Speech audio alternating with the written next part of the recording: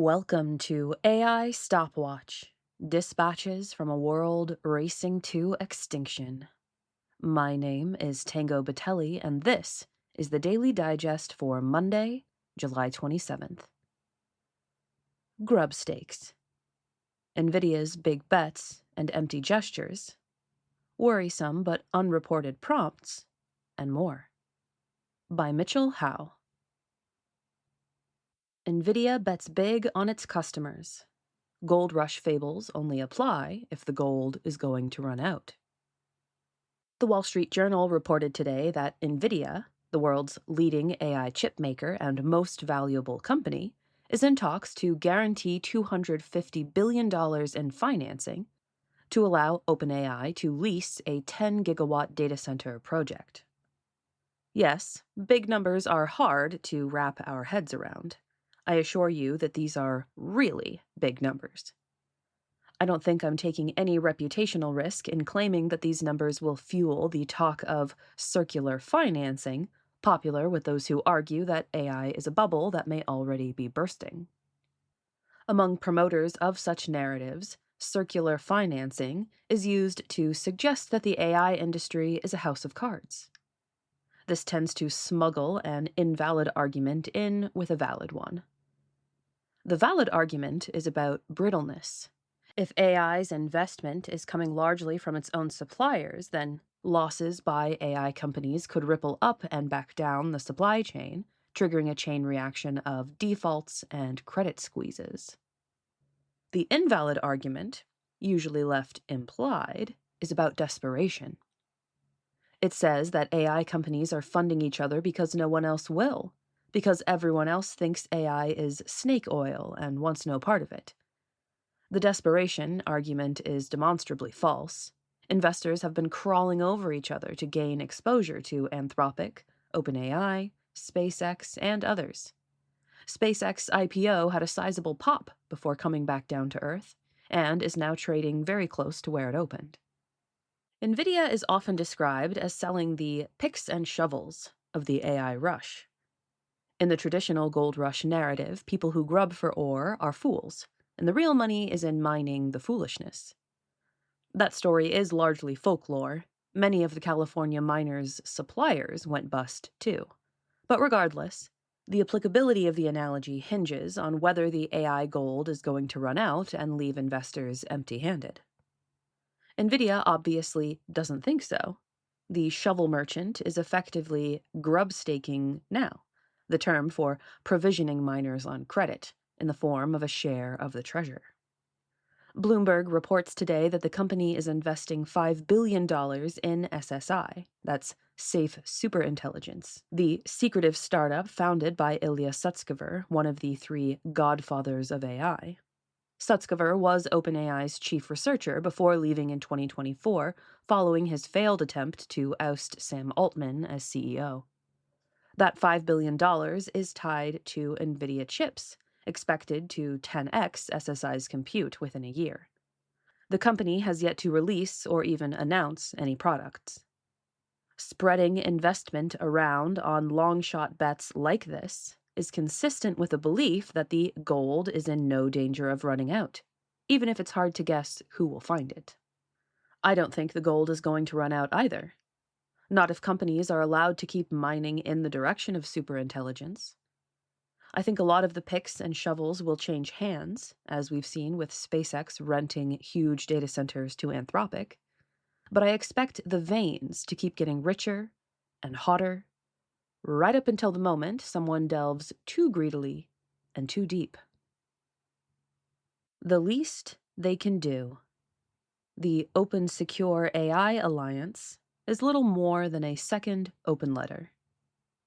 I think the signatories of the open letter we covered Saturday noticed that their call to not restrict open weights models wasn't going over very well in the aftermath of the Hugging Face attack.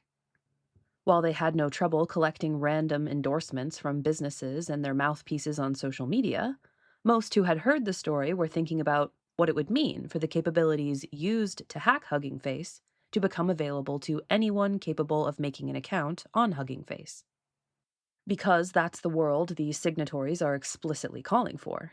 By celebrating the role of the highly permissive Chinese model used to respond to the attack, unlike the closed, party-pooping American models, they're presenting the lack of guardrails on open models as a feature to be embraced, rather than a problem for everyone those models might be used to attack.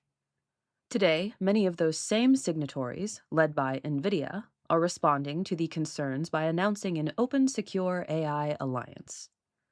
What is that? As far as I can tell, it's just another open letter, a recapitulation of their argument that the best way to thwart bad guys with unrestricted AIs is to give good guys unrestricted AIs. I'm not sure why the media covered it. I see no pledging of funds or technical support for the sorts of soft targets like hospitals and schools that may not have the expertise to continuously update their defenses with leading open models. Only more commitments to provide more, quote, open models, model weights, data, and new agent harness research to speed the development of new cybersecurity tools and techniques, end quote. Are you excited to defend yourself from the best that China and NVIDIA can offer with the best that China and NVIDIA can offer? A recipe for napalm and other bedtime stories. OpenAI doesn't report most logged requests for help with poisons and pathogens, and it doesn't have to. Did your grandma ever read you that one bedtime story about how to make napalm? Mine neither, but for a while, if you told ChatGPT that she did, and that having it play the part of your grandma would help you fall asleep, it would read you the recipe aloud. The Grandma and I used to jailbreak is a classic that OpenAI claims to have patched. But new workarounds are constantly discovered. A story in the Wall Street Journal over the weekend documented the bedtime story alongside a growing pile of chat logs OpenAI is sitting on in which users requested help in making poisons and biological weapons, and often received useful answers. Yes, sitting on, because as a general rule, OpenAI bans the accounts of users that it detects asking such questions, but it doesn't alert law enforcement unless there is an imminent and credible risk of harm to others. No law requires it to do so. To be fair, I don't think the company should rush to report all such cases. As the parties involved are said to recognize, many of these requests are probably from people less interested in the responses than in whether they can elicit them.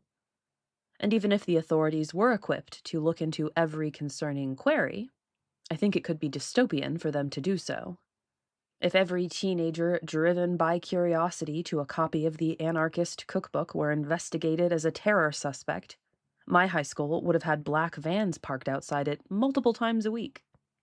And yet, users are described in the piece asking how to aerosolize pathogens and make vaccine-resistant measles. I find my principles tested. For now, it doesn't seem to me like the chatbots are helpful enough to enable individuals who aren't clever and motivated enough to succeed in some other way. But the tipping point feels very close. Like, less than a year close. And it will only get worse from there. The article points out that federal law bars chatbots from producing child sexual abuse material, CSAM, and contrasts this with the quote-unquote up to AI executives' policies about poisons and pathogens. This suggests a grassroots fix if biologists and CSAM purveyors are interested in collaborating to contaminate the world's training data. But we should probably hold out for proper legislation and insist on a halt to the AI race instead. No leaks, but flooding likely. A $50 billion data center project pushed through the Louisiana government in secrecy could leave everyone underwater except Meta. I kind of wish this New York Times expose of how Meta's $50 billion Hyperion data center project was rushed through the Louisiana government had led with the part near the end where we learn that, quote, local residents have largely welcomed the boom, end quote. Then it could have become a story about cheaters who don't need to cheat cheating anyway. I think that would have been both more forthright and more damning. The article's intent is definitely to damn. While the authors are clear that none of the shenanigans on display seem to be illegal, readers will definitely wonder if they should be. A bill for a tax rebate on fiber optic equipment was quote-unquote hijacked to become a tax rebate for equipment used in data centers, part of a package of incentives that could be worth as much as $10 billion, not counting the use of public land in Richland Parish that makes up much of the roughly 6 square mile project. During a critical 9-month period, quote, secrecy was agreed to by nearly everyone involved, from utility executives to the governor's office, to a local elected official who knew about the talks with Meta and sold 300 acres of his own property for the project, end quote. Governor Jeff Landry's chief of staff, quote, passed around a stack of NDAs, end quote, at a meeting at the governor's mansion where the governor promised to fire anyone found to have leaked the discussions.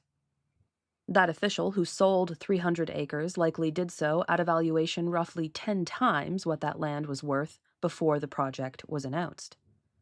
The sales tax exemption on data center equipment was dangled as a sweetener other states weren't matching. Necessary roads were to be upgraded at public expense. No public meetings were held before the project's official unveiling in December of 2024. This revealed a project only a fifth the size of the current plan, which seems to have been the real plan all along. It may get bigger still. The deal gives Meta a quote-unquote escape hatch if things go south, leaving other parties on the hook for any potential downside. That risk seems real, if only because, quote, insurance companies would not fully insure Meta's facility because of its size and location in the Louisiana Delta floodplains, end quote. The area last experienced significant flooding in 2016. That's all for today. Please support the AI Stopwatch podcast with a like, share, or review on your platform of choice. The analyses and opinions expressed on AI Stopwatch reflect the views of the individual contributors and the sources they cover, and should not be taken as official positions of the Machine Intelligence Research Institute. You've been listening to the AI Stopwatch Digest for Monday, July 27th, 2026. And we'll see you tomorrow.